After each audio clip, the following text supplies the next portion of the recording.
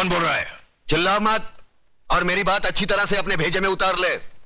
तूने मेरी राख मंगवाई थी टीका लगाने के लिए, मैंने तेरे भड़वों की राख भेजी है, पूरे बदन को लगा ले। ठंडा कर अपना भेजा, ठंडा कर। चतुर सिंह के आदमियों की चिता जलाना तुम जैसे पागलों की बस की बात नहीं है। ठंडा कर। यकीन नहीं आता तो उस राख को मसल कर देख, तेरे पालतू कुत्ते की निशानियां उसमें मौजूद है।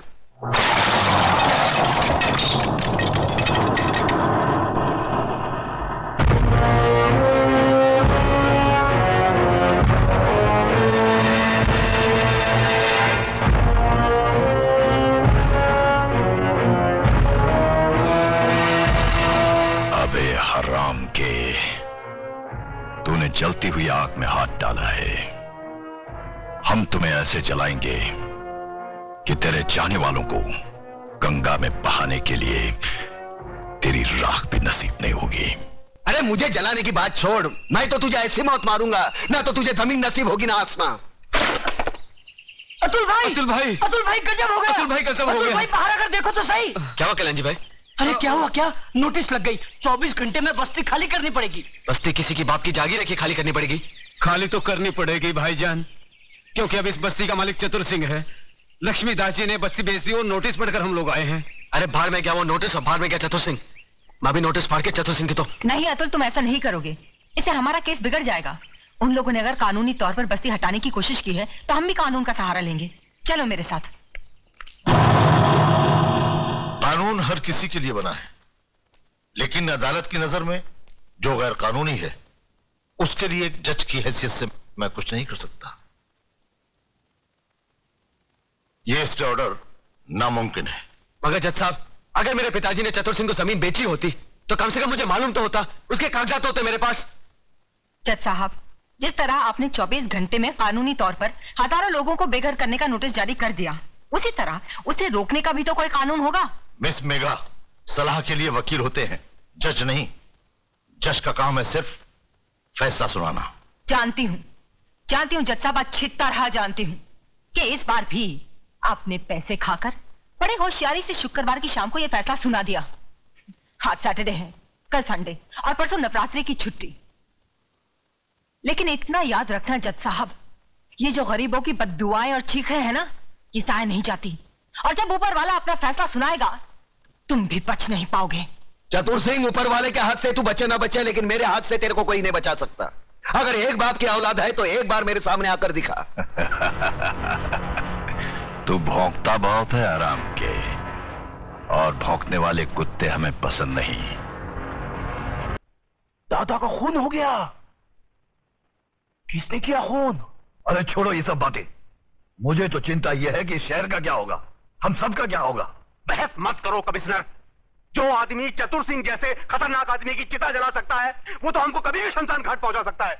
मगर ऐसा हरगिज नहीं होगा सर। सुनो सुनो कमिश्नर, कल टीवी सेंटर में जनता की अदालत प्रोग्राम में हम सब लोगों का इंटरव्यू है।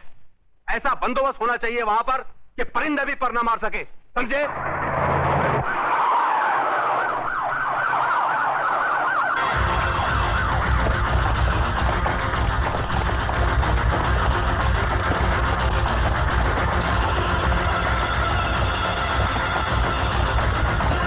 कादर, तो इधर है ना? Yes sir. पांडु, जरा पीछे रहे।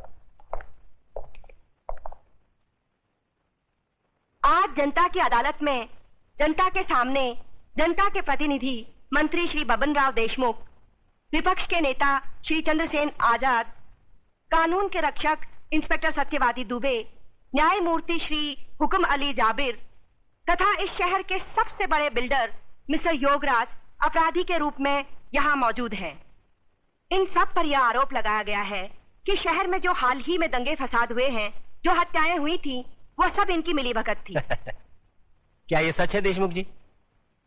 लोग आजकल राजनीति को, कानून को और पुलिस को गांधी जी के 3 बंदर कहते हैं। वो बंदर जिनके सामने सब कुछ होते हुए भी न कुछ सुनते हैं, न देखते हैं और न कुछ कहते हैं। देखिए साहब, हमारे यहाँ लोकशाही है और लोकशाही में हर किसी को कुछ भी पूछने का और कहने का पूरा अधिकार होता है। मैं आपकी इस बात से बिल्कुल सहमत नहीं हूं। अगर ऐसा होता तो दूसरे राज्यों की तुलना में हमारे राज्य में चारों ओर इतनी शांति कभी नहीं होती। अगर चारों ओर शांति होती तो पिछले दिनों हमारे शहर में जो दंगे हुए वो क्यों होते? साहब ये सब विदेशी ताकतों का हाथ है, क्या करें। देखिए मंत्री जी, जब भी देश में कोई विपत्ति आती है तो हर मंत्री का आप ही जैसा जवाब होता है कि इसमें विदेशी ताकत का हाथ है। अब पिछले दिनों जो भूकंप हुआ था, क्या इसमें भी विदेशी ताकत का हाथ था? Order order, please maintain the silence. पर लोग तो कहते हैं कि इस विपत्ति में आपके साथ विपक्ष के नेता चंद्रसेन जी का भी हाथ था और पांव भी था। जी, ये सब बकवास है, इसको हम नहीं मानता है। अरे हमारा पक्ष का सिद्धांत अलग है, इसका पक्ष का सिद्धांत अलग है। हम लोग अलग अलग दल में रह के एक काम कैसा कर सकता है?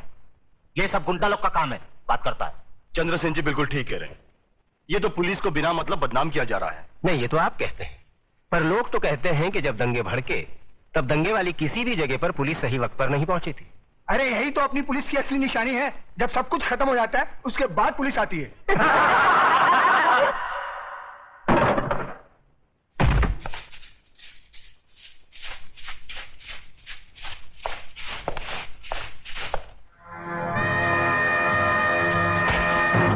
यही तो रोना है कि लोग हमें गलत समझते हैं, हमारी योजनाएं लोगों की समझ में नहीं आती।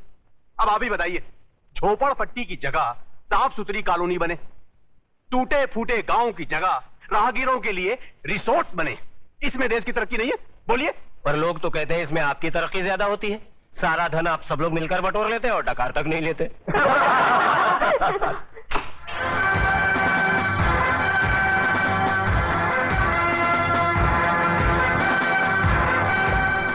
नेताजी और पुलिस वाले ने तो अपनी सफाई पेश कर दी। अब जज साहब, आप और योगराज जी अपनी सफाई में कुछ पेश करना चाहेंगे? ऐसे मामलों में लोग अगर कानून के रखवालों पर शक करने लगे तो फिर सफाई में कुछ कहना क्या? देखिए, हम ठहरे व्यापारी लोग, हम अपने धंधे में गुंडों का साथ नहीं लेते। गुंडों का साथ आजकल कौन नहीं लेता योगराज जी?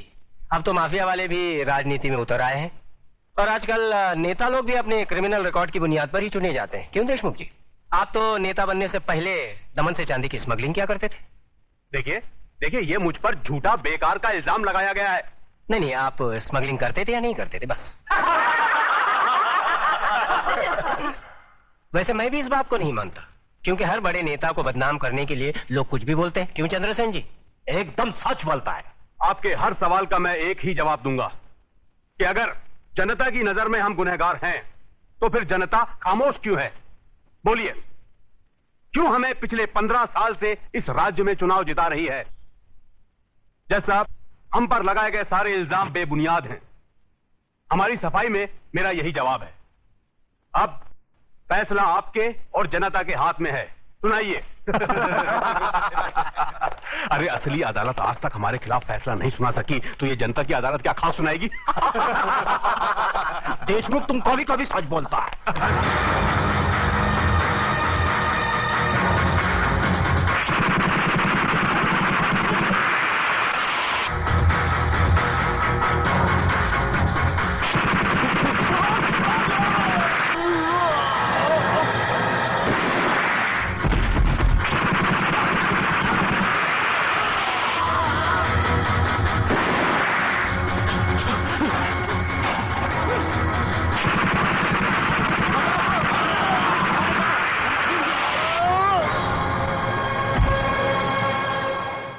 तुम्हें अपनी सफाई में कुछ कहना है?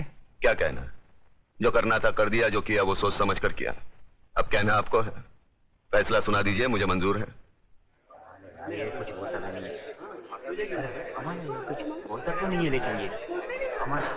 Order order. आज न्यायमूर्ति श्री विश्वनाथ सिंह ने अदालत में मंत्री श्री बबन राव देशमुख, विपक्ष के नेता श्री चंद्रसेन आजाद, न्यायमूर्ति श्री हुकुम अली जाबिर, इंस्पेक्टर सत्यवादी दुबे, प्रख्यात बिल्डर योगराज और कुख्यात सरगना चतुर सिंह चिता के कातिल प्रताप नारायण तिलक को फांसी की सजा सुनाई।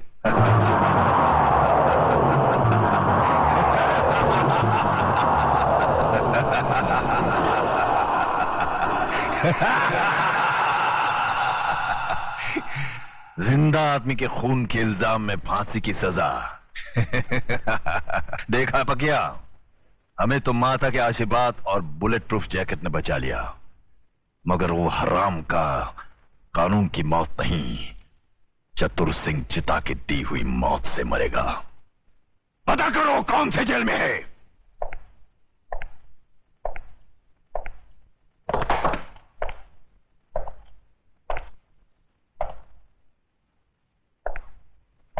प्रताप, तुम्हारी फांसी का दिन मुकर्रर हो गया है। अगर कोई आखिरी ख्वाहिश है तो बता दो, वो भी पूरी कर दी जाएगी। यहां ऐसे घुटन सी होती है। मैं इन 4 दीवारियों में मरना नहीं चाहता। मुझे वहीं फांसी दे दो, क्रांति मैदान में, सबके सामने, जहां से इस देश में क्रांति की शुरुआत हुई थी।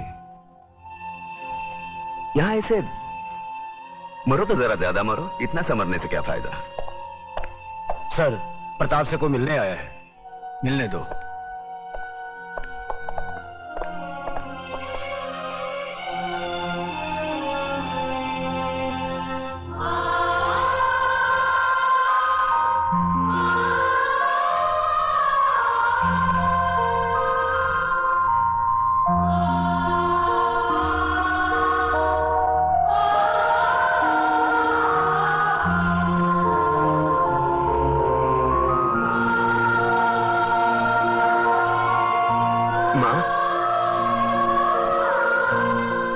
बूढ़ी हो गई।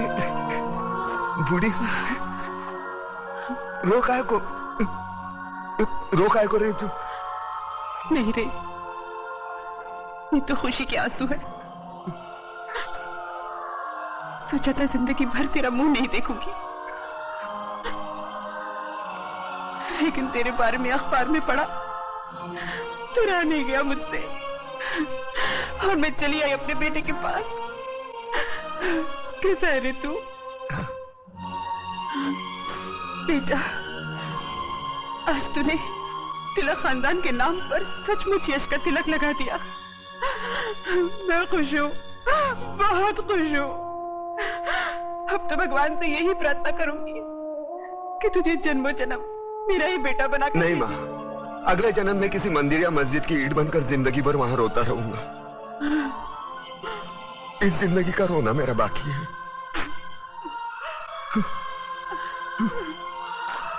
दुख सिर्फ इस बात का है, मैं तेरे लिए कुछ कर नहीं सका। नहीं बेटा, तूने बहुत कुछ किया, मुझे सब कुछ मिल गया। तेरे दादाजी की आत्मा को भी शांति मिल गई। बस अफसोस एक ही बात का रहेगा कि तिलक खानदान का दिया जलाने वाला कोई नहीं रहेगा, कोई नहीं रहेगा।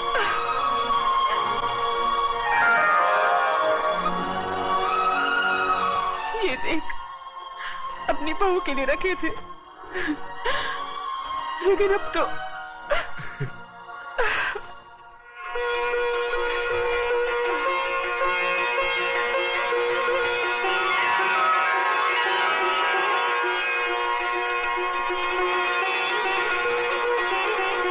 माँ, ये कलम वाली बाई मेघा लिखती है, एक दिन के लिए हमारे खानदान की बहू बनेगी। सोच ले।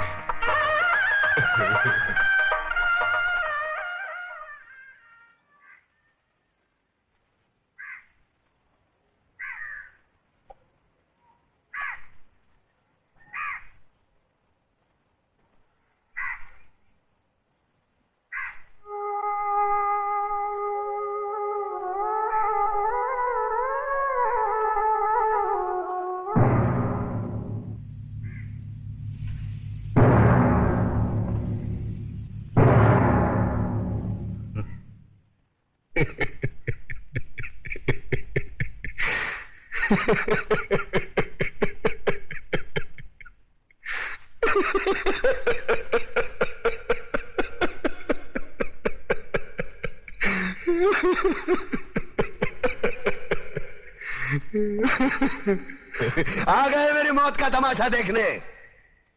अब मुझे लटका देंगे, जुबान ऐसी बाहर आएगी, आंखें बाहर आएगी। थोड़ी देर लटकता रहूंगा, फिर ये मेरा भाई मुझे नीचे उतार देगा, फिर आप चर्चा करते घर चले जाओगे, खाना खाओगे, सो जाओगे। तुम्हारी ये नामर्दानगी, बुज़दिली एक दिन इस देश की मौत का तमाशा इसी खामोशी से देखेगी। कुछ नहीं कहना मुझे तुम्हें, कुछ नहीं। तुम्हारी जिंदगी में कोई फर्क पड़ने वाला नहीं। अंधेरे में रहने की आदत पड़ी है तुमको, गुलामी करने की आदत पड़ी है। पहले राजा महाराजाओं की गुलामी की, फिर अंग्रेजों की, अब चंद गद्दार नेताओं की और गुंडों की। धर्म के नाम पर ये तुम्हें बहकाते हैं, तुम एक दूसरे के गले काट रहे हो। काटो काटो। ऊपर वाला भी ऊपर से देखता होगा तो उसे शर्म आती होगी, सोचता होगा मैंने सबसे खूबसूरत चीज बनाई थी, इंसान। इंसान नीचे देखा तो सब कीड़े बन गए, कीड़े। कीड़े रेंगते रहो, सटते रहो और मरो। आए और गए, खेल खत्म। क्यों जिए मालूम नहीं, क्यों मरे मालूम नहीं। कलम वाली बाई क्रांति लाना चाहती थी, कलम के जोर पर काले वर्तमान को खत्म करना चाहती थी। कौन समझा उसकी बात को? सब साले मुर्दे, जिंदा लाशें। किसे जगाती वो? मैं जाग गया, कुछ अच्छा काम करके जा रहा हूं, सुकून है। लेकिन ध्यान में रखना, तुम्हारी ये खामोशी कल तुम्हारे बच्चों के लिए रोना बन जाएगी।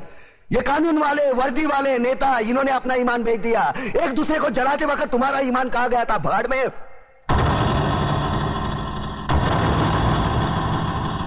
ये पिस्सू जैसा हमारा पड़ोसी मुल्क आने वाले कल में शायद अपने आप को दुनिया के नक्शे पर देख नहीं पाएगा। एक बात भूल रहा है, उनके घर में जो रोटी बनती है ना, उसका आटा भी विदेशी चक्की से पीस के आता है। साले अपने खुद के देश में सुई नहीं बना सकते और हमारे देश को तोड़ने का सपना देखते हैं। वो ये सपना देख सकते हैं क्योंकि उन्हें मालूम है ये मुर्दों का देश है। वतन के लिए किसी को कोई हमदर्दी नहीं है। इसे तोड़ना बिल्कुल आसान है। मैं हिंदू, मैं मुसलमान, मैं सिख, मैं फलाना, मैं ढिमका। एक लाठी को तो कोई भी तोड़ सकता है, लेकिन लाठी के भारे को तोड़ना मुश्किल है। मैंने बचपन में पढ़ा था, स्कूल में, तीसरी में। मैं क्यों समझा रहा हूं तुमको? क्यों समझा रहा हूं? पागल हूं मैं? भूसा भरा पड़ा है मेरे दिमाग में। क्यों बातें कर रहा हूं इन पत्थरों से? हंसो हंसो, खुशियां मनाओ। क्रांति की राह पर एक और कुत्ते की मौत मरने जा रहा है, कल कोई और मरेगा। हमें क्या? हम इसी तरह जीते रहेंगे।